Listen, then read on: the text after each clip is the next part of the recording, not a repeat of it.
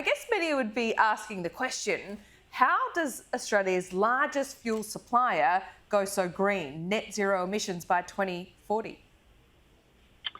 Yeah, thanks for having me. Yeah, so we've mapped out today a pathway to move to net zero emissions from our own operations by 2040, and then invest money, as you mentioned, the minimum of $100 million over the next 5 years to work on energy solutions of the future for our customers. And really, we have some real strengths to bring to that opportunity around the strategic infrastructure we have, including our distribution network, the Lytton refinery, and the manufacturing skills that we have up at Lytton. And we have a very significant customer base that we need to develop those future energy solutions for. Well, this just comes a couple of days after the government announced that taxpayer funds would be given to companies such as Ampol to shore up our fuel security. Is part of those funds being used for this green future?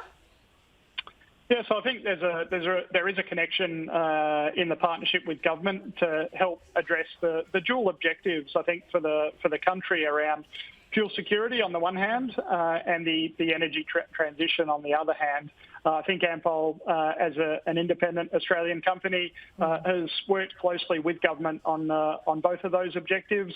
Clearly, what we announced today is something that we needed to do independently of the package that we've agreed up at Lytton. But there is a real connection there in terms of the asset. So at Lytton, we produce a significant amount of hydrogen every day. We'll be looking to put in some trial plants up there around green hydrogen production. But we also have those critical manufacturing skills. Obviously, the package enables those jobs to be preserved, and they are critical skills for the future, both for the company but also for the country. Is this a decision you've made because it makes immediate financial sense, or are you eventually worried about the consumer backlash, or are you kind of reading the tone of where the community's going?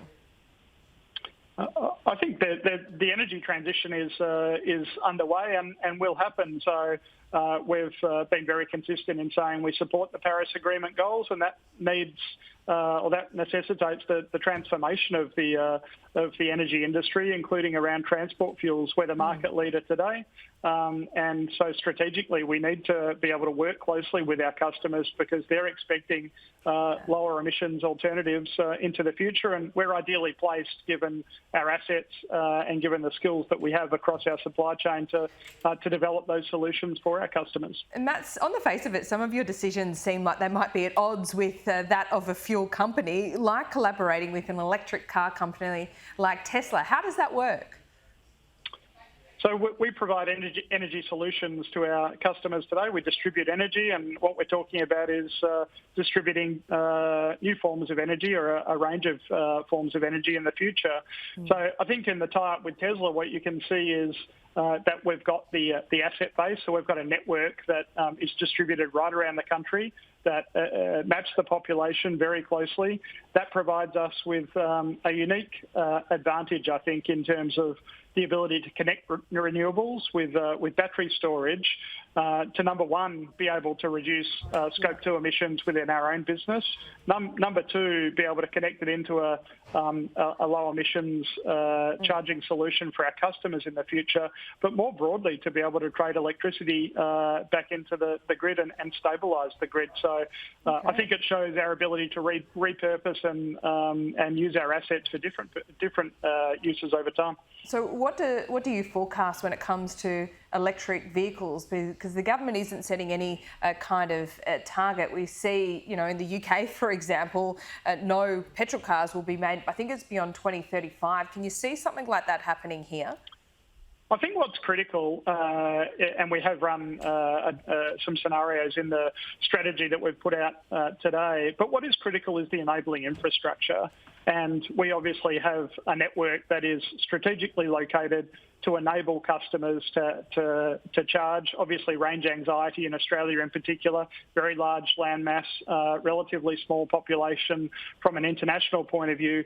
Having that confidence that you can charge your vehicle as you go on longer road trips is important. Our network enables us to put in a charging solution that can bring that flexibility to our customers, and that's what we'll look to do over time. Okay, one final question. We're fascinated, anyone who has worked in journalism or politics over the last couple of decades, reaching those political targets of net zero emissions have been quite elusive. Now, the governments are pretty close to making one before Glasgow for 2050, but corporate Australia seems to move so far ahead of governments here. But would it give your company certainty, those cues in the market, if there was a net zero emissions target in legislation? Look, what we're looking to do is work closely with government and ensure that we can play the role we can play. So we've set our targets today. That's an important package of or part of where Australia is going overall, and working closely to provide the enabling distribution infrastructure and leverage those assets that we have and those skills that we have to play our role is what we're looking to do. And I think that's what you can see a range of companies doing as they're looking to meet the needs of customers going forward. Matt Halliday, thanks so much for your time. Thank you.